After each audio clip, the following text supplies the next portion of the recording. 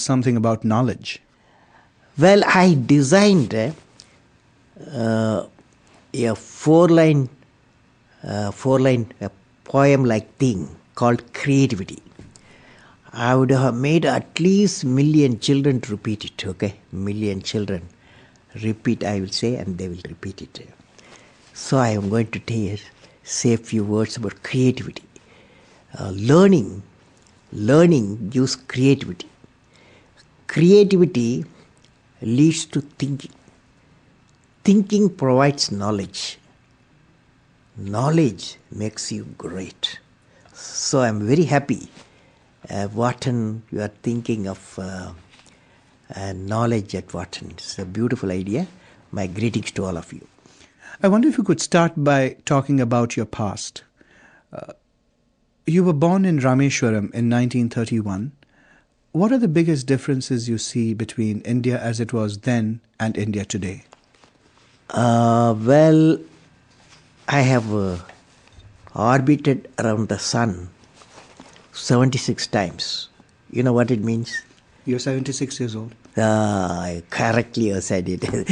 So, in that 76 period, I have seen, and when I was a young boy, the Second World War coming to an end.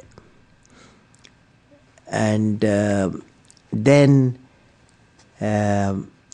I saw the effect of war and injuries healing. I saw India attaining the freedom 1915 when I was a schoolboy. I saw 1947, August 15, 1947, India achieving its freedom. It was a great, happy moment. I have seen the economic ascent phase in India in 1991, 92. Ascent phase started. Till then we had a lot of difficulties. I have worked with visionaries like Professor Vikram Sarabhai and Satish Dhawan, Dr. Brahm Prakash. I have seen a green revolution. I have seen white revolution. I have seen telecom revolution and growth of ICT, that is information communication technology. And I was involved in India's space program. It is one of our most successful program in the country. And self-sufficiency in the strategic weaponry. You just spoke about your involvement with India's rocket program. In fact, I know that you were also very involved with India's missile program and that you earned the nickname the Missile Man of India.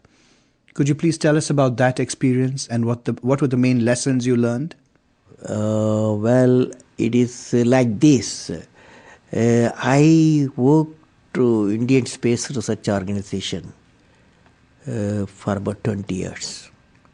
There only we achieved putting a satellite in the orbit, building a 4-stage rocket system. Then I took up the integrated guided missile program with my team. I means the team. And youthful teams were fortunately were my team members.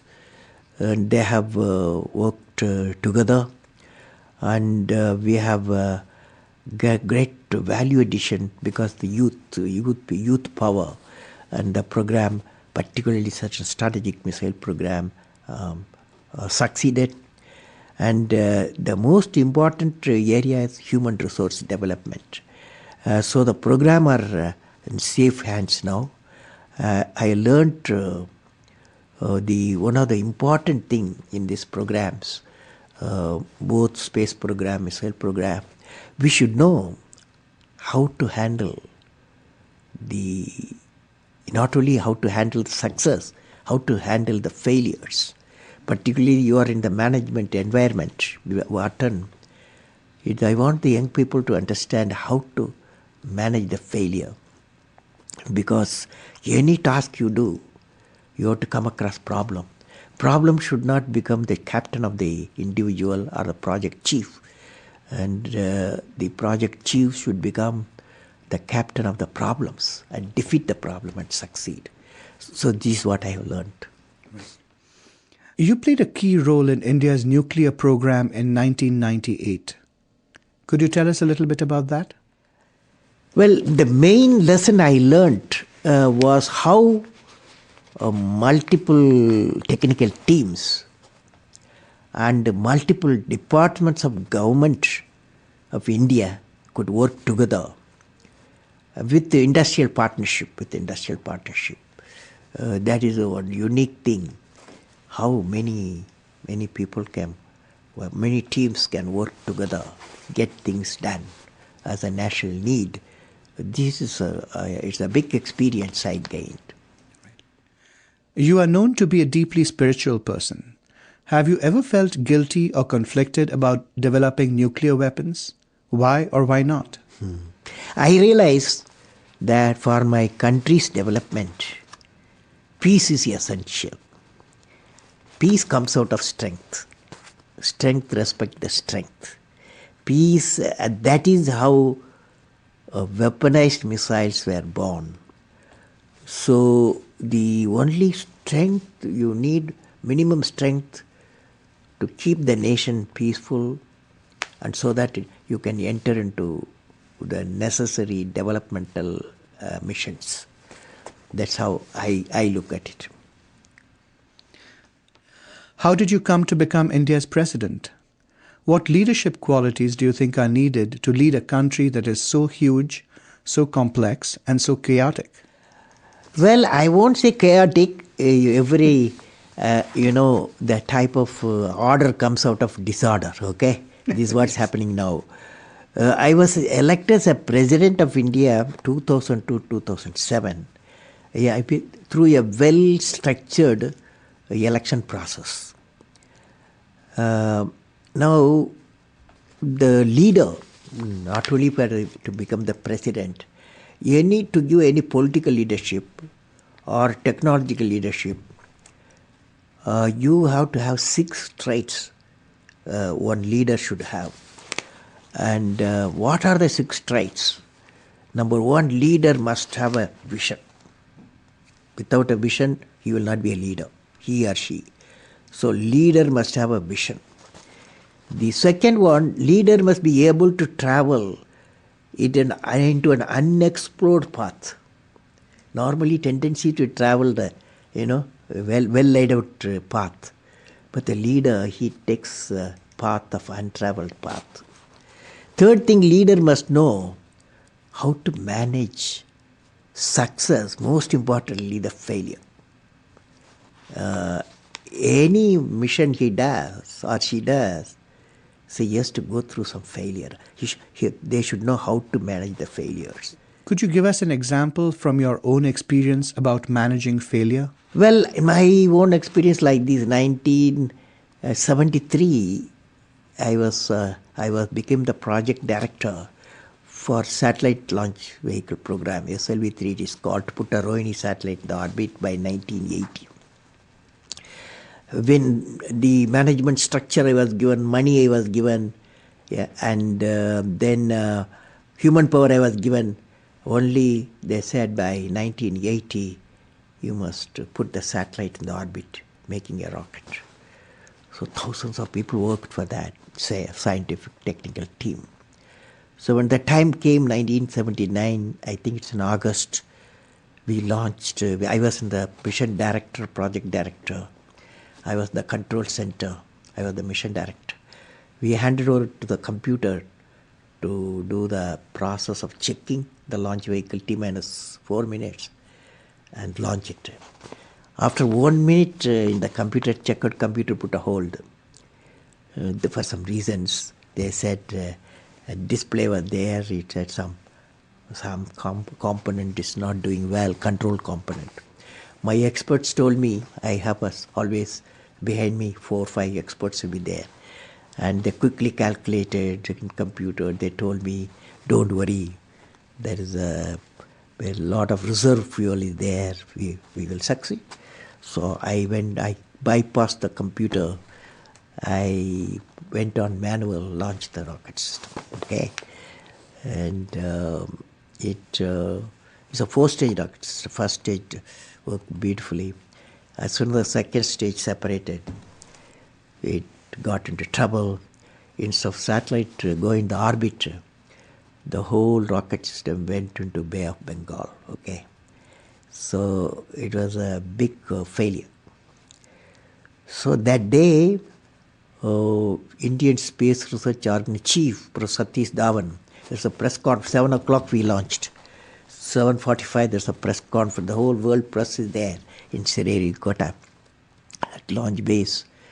So I still remember the chairman of the organization, the leader of the organization, taking the press conference. I was by his side. He said, we have failed. First time we tried to attempted, and this failure really makes us to believe we have to give more technological support to my team, and they worked very hard. Definitely in a year they will succeed. So I was a mission director, I was a project director, I am responsible for the failure. And he took the responsibility of failure as a chairman of the organization and the leader of the organization. Next year, 1980, July, we succeeded. The whole nation was jubilant. There was a press conference. Professor Satish Dhawan told me, you go and take the press conference. Okay. The message is, when the failure occurred, the leader of the organization owned the leader failure. When the success came, he gave to his team. That the best management principle I have not learned previously. Any books have not taught me. I learned from that experience. Okay. That's a beautiful story. Thank you very much for sharing that. Next one, fourth point, leader must have courage to take decision. That's our problem today throughout the world. Leader must have a courage to take decision. Fifth one, leader should have a nobility in management. I mean, nobility in management, a big question mark. So I believe leader should have a nobility in management. Every action of the leader should be transparent. You know what I mean? That is, leader should work with integrity and succeed with integrity. Leader should work with integrity and succeed with integrity. And I believe president, since you asked the question, has to be continuously in touch with the people. Rashtrapati Bhavan, where I was there, became a People's Bhavan. Instead of Rashtrapati Bhavan, it becomes People's Bhavan. And also I travel into the whole state, cutting across hill, deserts and sea. I was in touch with millions and millions of people. You had a vision for India in 2020. It was that gradually the differences between the countryside and the cities would disappear. Could you please explain your concept of the Pura and how that leads to this transformation? I am glad you have studied my website, and I have explained the Pura concept in the keynote address. I am going to do it today. Briefly, Pura is about giving a cluster of villages physical, electronic and knowledge connectivity so that the economic connectivity can emerge. We planned about 7,000 Puras for the whole nations, and it called Hill Pura, Coastal Pura and Plain Pura. And we believe this system, the Pura system, will bring the economic connectivity. That means employment generation potential increases, and I believe through Pura we are saying, and the employment generation capacity, empowering the people for employment, is indeed very vital in the rural environment so that prosperity will emerge. You have spoken about the need for India to become energy independent by the year 2030. How would that happen? Today all our fossil fuel dominating the energy sector throughout the world. The World Energy Forum predicts another 5 to 8 decades the fossil fuel will vanish. because it is not renewable. So I have given to my country what is called energy independence. It's a three-dimensional approach. Number one, you go for solar power. Now solar power with solar cell efficiency today 15-20% is not economical. So I have suggested we should go for a CNT, carbon nanotube composite combination. That efficiency will go up, the solar cell efficiency will go up in the CNT background to 45-55%. Many of the research institutions are busy. In 3 to 5 years time is going to come. So first is solar power source. Second is in nuclear power. Since we have got a abundant thorium-based nuclear reactors, definitely is one of the clean solution for the second area. Third area is the biofuel. Biofuel, one is ethanol route, another is biodiesel, jetafar route.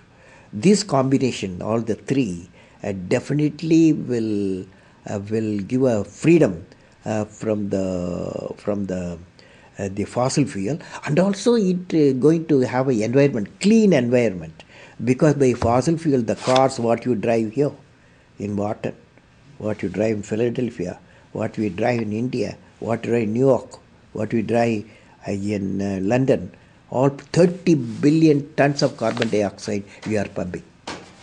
So to come out of that, energy independence. Technology plays an important role in your vision for India's future. How do social grids help make India a developed country? So what I believe is called societal grid.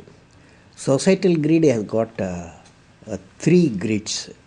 One is Pura grid, and the another is e-governance grid, another is health grid. The idea is that knowledge grid empowers the village citizens with skill and knowledge. Health grid brings the super specialty health care available in the city to the doorstep of the rural citizens.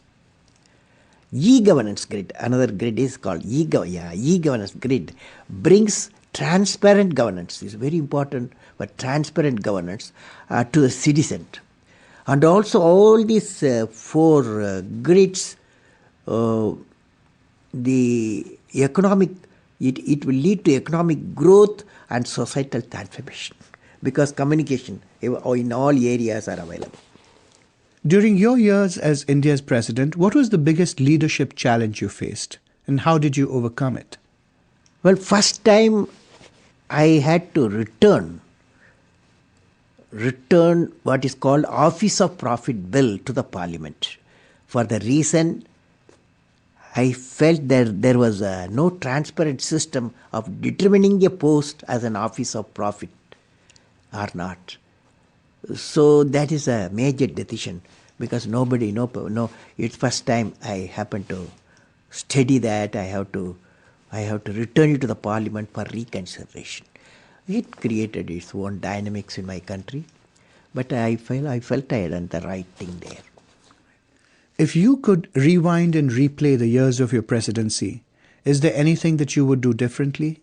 Is there anything that you would have liked to do that you weren't able to? Yeah, last year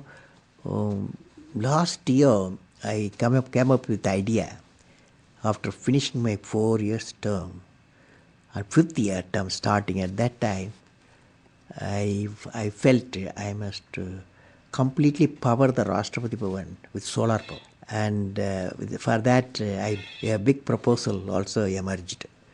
And but then it created a lot of environmental questions. Rashtrapati Bhavan is a very clean environment with a lot of trees, flowers, and biodiversity centers. So the environmental people, they raised a lot of questions. Before I answered, my term was over. So that's one of the requirements, that is Rashtrapati Bhavan should be a first home in the country electrified by solar power. One last question. You are a gifted poet. Could you please recite some lines of your favorite poem for us? I remember the favorite poem is The Vision. The Vision. I recited this poem in my parliament. So I will share with you. The poem goes like that. The name is The Vision. I climbed and climbed. Where is the peak, my lord? I climbed and climbed. Where is the peak, my lord? I plowed and plowed. Where is the knowledge treasure, my lord? I plowed and plowed. Where is the knowledge treasure, my lord? I sailed and sailed. Where is the island of peace, my lord? I sailed and sailed. Where is the island of peace, my lord? Almighty, bless my nation with vision and sweat resulting into happiness. Resulting into happiness. Thank you very much. It's been an honor speaking with you. Thank you for all the beautiful questions. My greetings to Wharton.